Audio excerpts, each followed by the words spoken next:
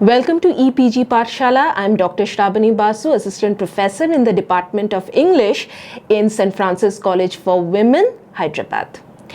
The lesson that we would be looking through today is particularly on the celebrated West Indian playwright Derek Walcott, and particularly on one of his plays which gained international acclaim and has been a part of many university curriculum currently, Dream on Monkey Mountain. Now, this lesson is a part of the paper, The Caribbean and African Writing in English. Now, when we are looking at Derek Walcott, we need to know a little about Walcott to posit him in the socio-cultural phenomena so that we understand his working better. Now, Dream on Monkey Mountain was first published in 1970, and the collection that it was a part of was called Dream on Monkey Mountain and Other Plays. Now, Walcott himself wrote a prologue for this edition of the plays and named it What the Twilight Says, an overture. Now, it is important that we look at this overture because in this, he explores the hybrid individual and especially the hybrid playwright who is looking for the issues of identity, indigeneity, national and cultural selfhood in a very multicultural and colorful context of the Caribbeans. And in this play particularly, Walcott looks at the hybrid individual, the mulatto of interracial parentage, searching in vain for his roots and his sense of identity and purpose in life. Is it really, does it really make sense when the individual looks for his identity? That is one of the questions that Walcott asks in Dream on Monkey Mountain. Now, if we look at Derek Walcott's life, he was born in St. Lucia in 1930, but he moved to Trinidad in 1953, where he initially worked as a theatre and art critic.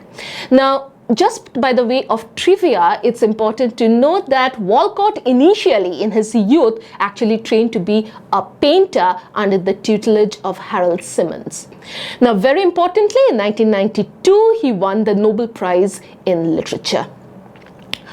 Now, if we look at Dream on Monkey Mountain as a part of the greater Walcott oeuvre, then in that same collection, there has been many other plays which did not, unfortunately, gain as much acclaim, celebration, or recognition as Dream on Monkey Mountain, but they were The Sea at Dauphin, Tijan and His Brothers, which was a little more well known than the others in the collection, and Malcochon or The Six in Rain.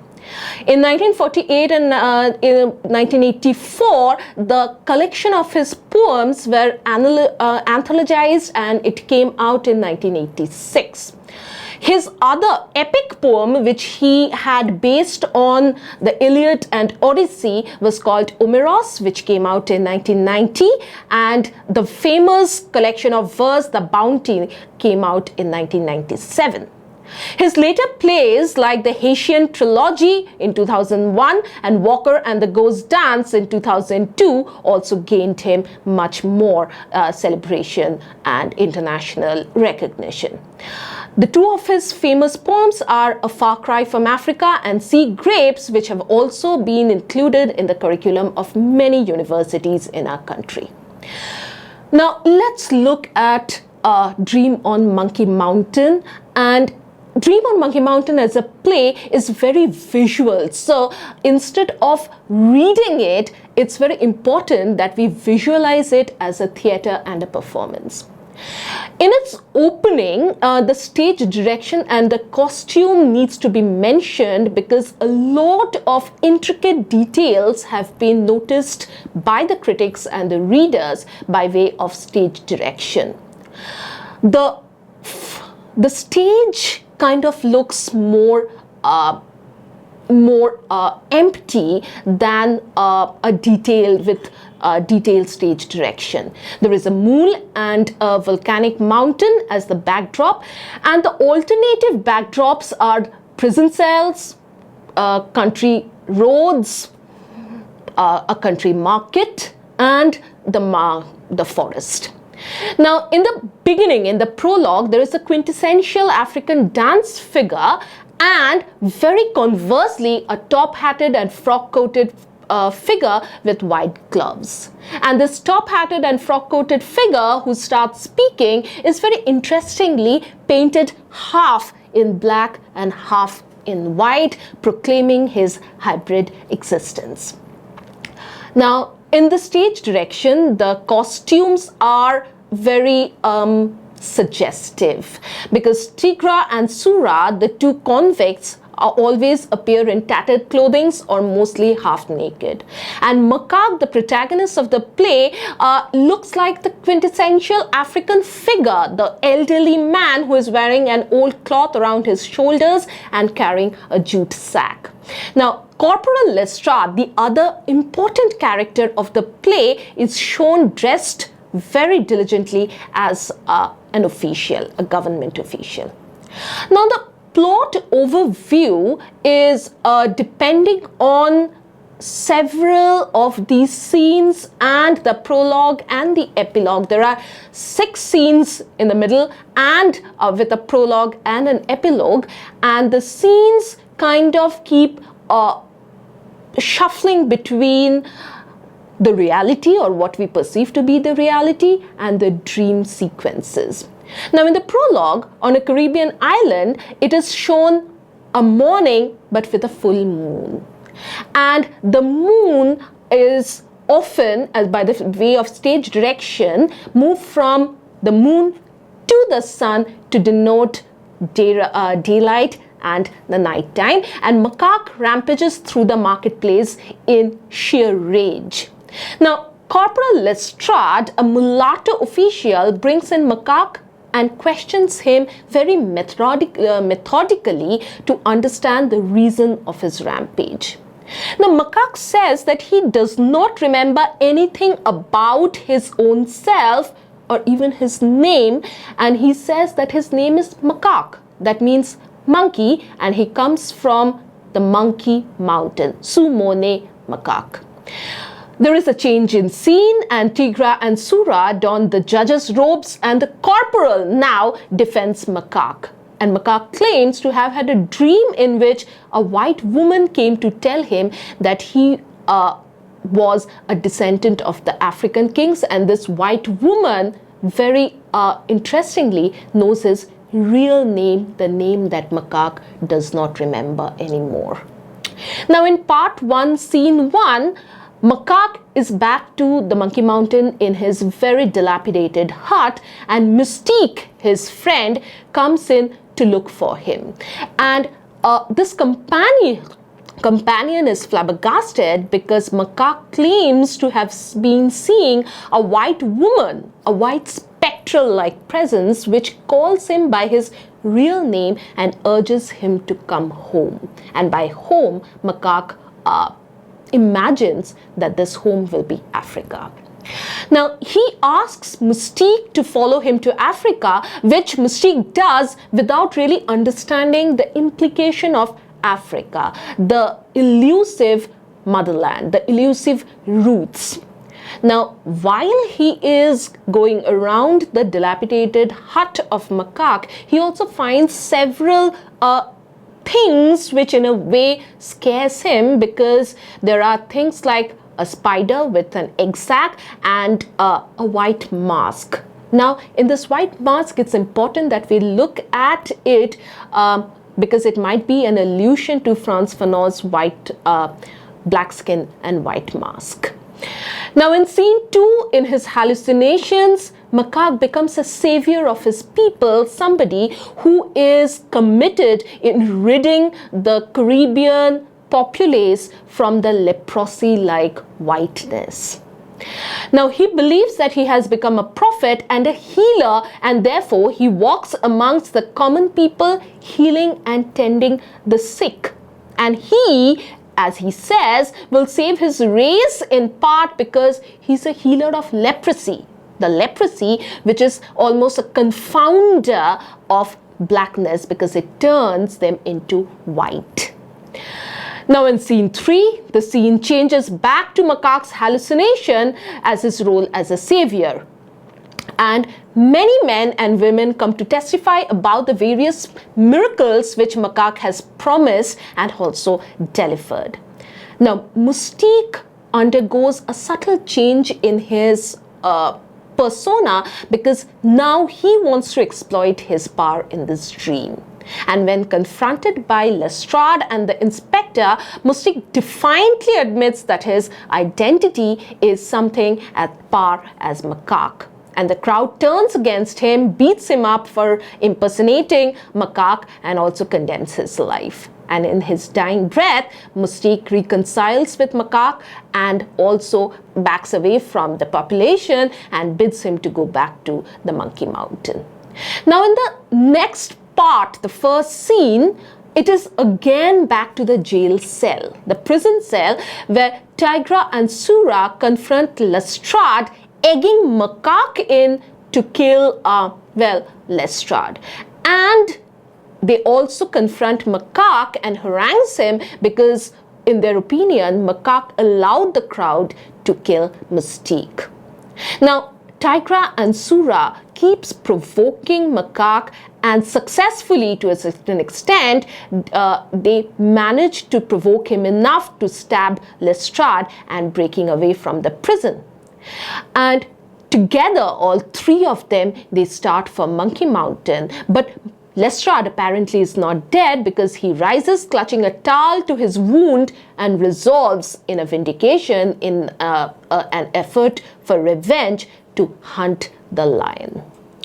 Now, the second scene of part 2 is a journey. It's in the middle.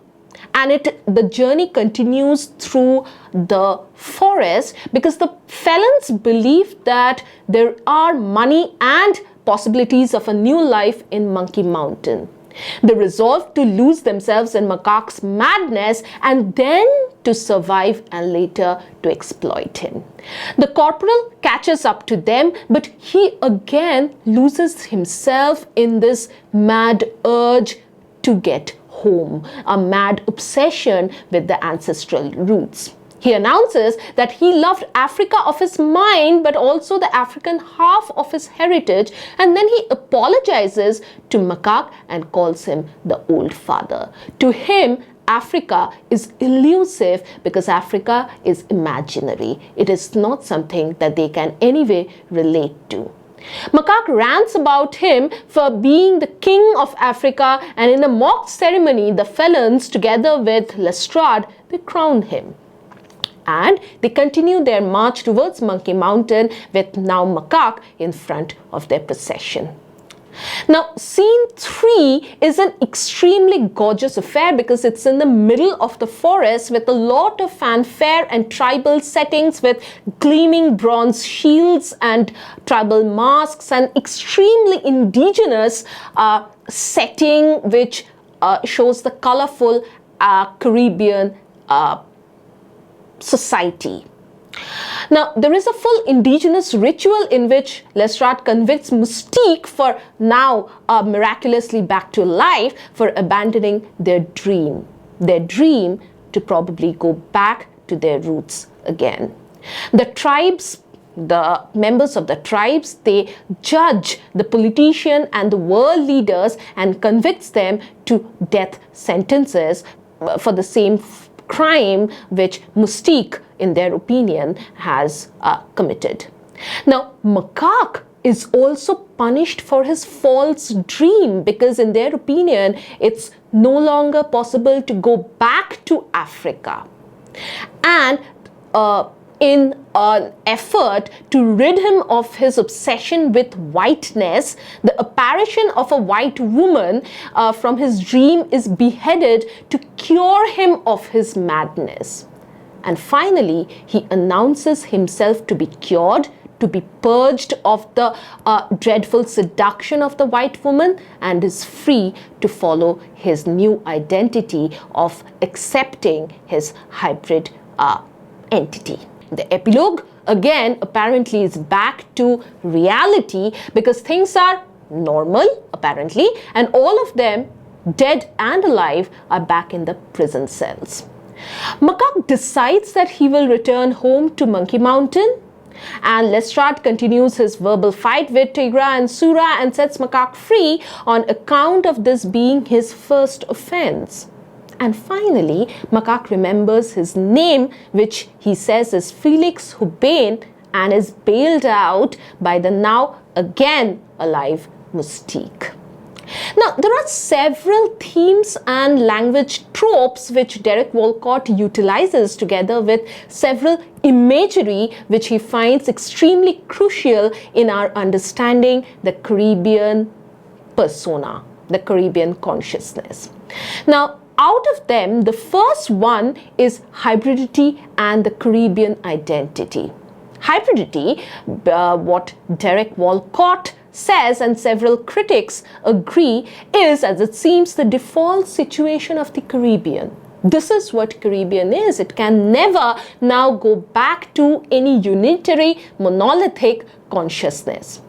R. Radhakrishnan, one of the post-colonial critics, writes about hybridity where he says, I quote, whereas metropolitan hybridity is ensconced comfortably in the heartland of both national and transnational citizenship, post-colonial hybridity is in a frustrating search for constituency and a legitimate political identity. For the West Indian, the inherited Africanness together with the perpetrated Europeanness both feel equally alien. Their identity as a hybrid culture is an acceptance of what has come to be. This is what it is. Though Lestrade is initially ashamed of his hybridity, through him, Walcott himself wrestles psychologically with the contradiction of being white in mind and black in body. Now, if we look at the use of Creole in Derek Walcott's Dream on Monkey Mountain and more of his plays, the use of Creole has been one of the principal signifiers of, well, the hybrid existence of the people. Now, Walcott himself as a literary behemoth finds Creole indispensable. And according to the writings of Edouard Glissant, the possibility of a creative space for the carving out of a Caribbean self between languages is only possible through Creole existence. In this case, we can say the French and the Anglophone, the Francophone and the Anglophone Creole. Now, Creole itself epitomizes the manner in which hybridity can operate as a mode of resistance in the Creole. Now, in the Caribbean. Now, Glissant says that identity can never be a unitary or a monolithic whole. Identity is rhizomatic. It's only a part of the whole. So in a way, there is a problem of intelligibility across national borders. You cannot ever pinpoint where the broad border is. Walcott's solution has been to theatrically dilute Creole forms to arrive at a median. This is a negotiation, not any definition. Because he says that we can only do so using syntaxes from various dialects to articulate a form that would be comprehensible not only to all the people in the region that speak the tone of the language or the voice, but also people everywhere. It is a language of function. It's a language of intelligibility. It's a language which reaches out, does not just confine it in. And he also continues saying in Twilight, the overture of Dream on Monkey Mountain, that our bodies think in one language and move in another. The language of exegesis is English. Now, the other very important trope which Walcott utilizes is the dream narrative. You must have been noticing how there is a flip of the world, as if the world has gone upside down. You never know the reality is real or is it the setting that we look at on stage is suspended in time and space. This is a dream narrative. Anything is possible in this dream narrative. Things can go from extreme probability to extreme improbability, and this technique is rather deliberate because the dream as a representative of the unconscious is a device to explore and lay bare the angst-ridden sensibilities of the hybrid individual. Nothing is real, everything is real then. It allows for the obtrusion of unconscious or the suppressed urges, love-hate impulses, and all other attitudes that have been shaped or distorted by isolation or the memory of ancient grievances, childhood fantasies, as well as mature instincts. The other two themes that we need to look at when we are studying in depth Dream on Monkey Mountain are one, reactionary nativism, as this obsession to return to the ancestral roots. Reactionary nativism is a rejection of colonial racist ideology which presupposes the acceptance of this ideology. In a way, it develops mimeticism, which is the form of one's identity in terms of concepts and values ascribed to one by one's oppressor. Reactionary nativism is a kind of obversion of this concept.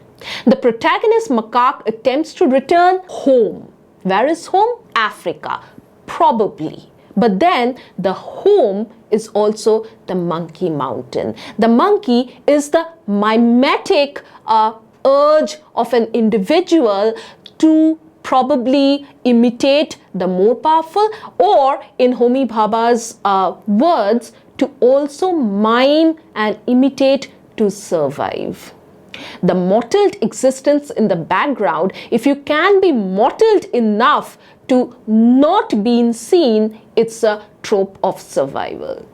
Now, macaque in the play starts for the memory of Africa, which for him is the roots of his people, his culture. He's followed by his band dreaming the same dream of reclaiming home.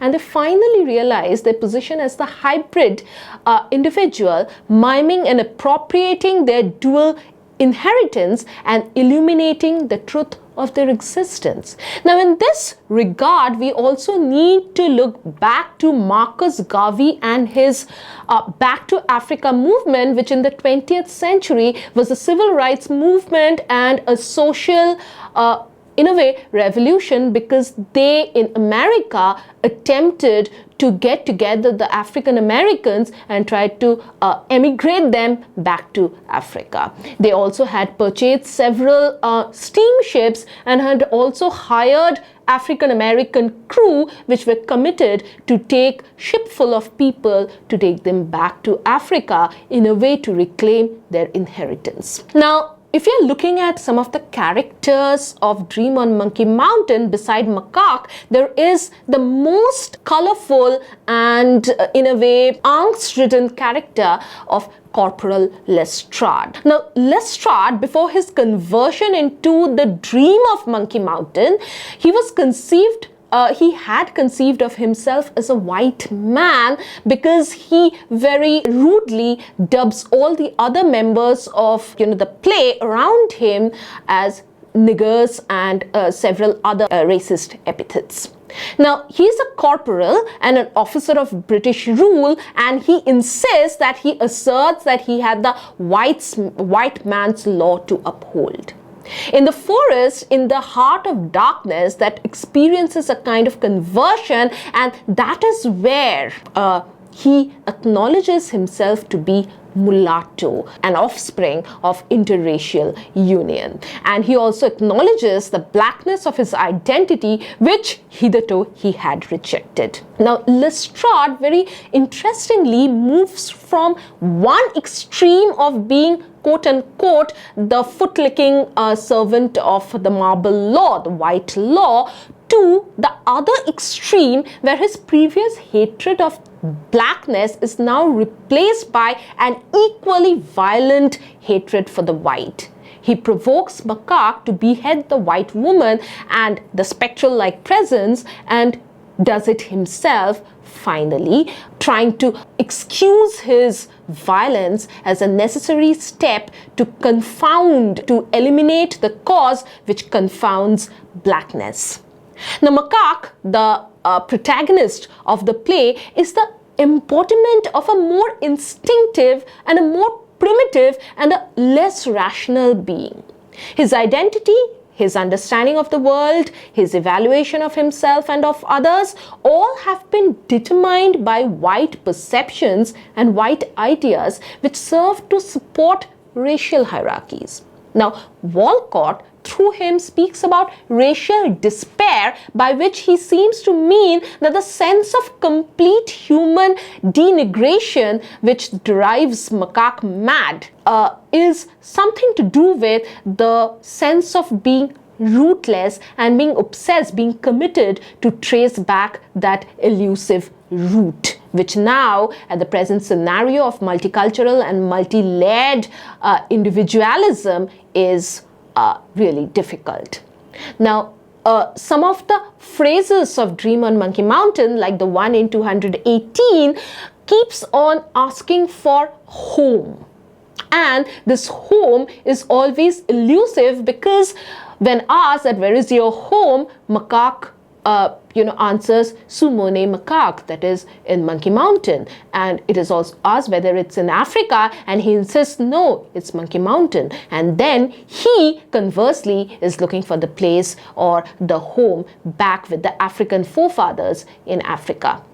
In his delusions, Macaque's first project is to return to Africa, and not only that, to also trace back his home and his roots. The word reiterates itself quite a lot of times in the play. When Macaque begins to go mad, he hallucinates the visit of a white woman, and she is almost an embodiment of the seduction of the white culture, because she calls out by his name, his real name. And in this way, it's almost an attempt to restore to him his culture, his sense of ethnic and racial connection. His romantic nativism tends to be a romantic naturalism, as well as it's related to his new self-image as the king of jungle, the lion. There would be the additional modalities of the lesson, where there would be a section on self-assessment where you can test your understanding of the play, and if you are interested more to look at the topic, there is also a section on for further reference. So in this lesson, we have seen how looking for indigeneity or the national or cultural identity is difficult in Caribbean, because it's very difficult to find a pan-Caribbean identity or consciousness. And in Dream of Monkey Mountain, firstly, we looked at how Derek Walcott, being a member of an interracial family, is in a way looking into the consciousness of an hybrid individual who is looking for the way home, without recognizing the fact that it can never be the home which he, in a misplaced attempt to trace back to Africa. Now, further, we have also looked into the use of Creole, the use of ancestral root reactionary nativism, and the concept of hybrid identity, how it can be read in any multicultural context, and how Dream on Monkey Mountain is still relevant in a multiracial and a multicultural society, a multi-ethnic society as ours. Thank you.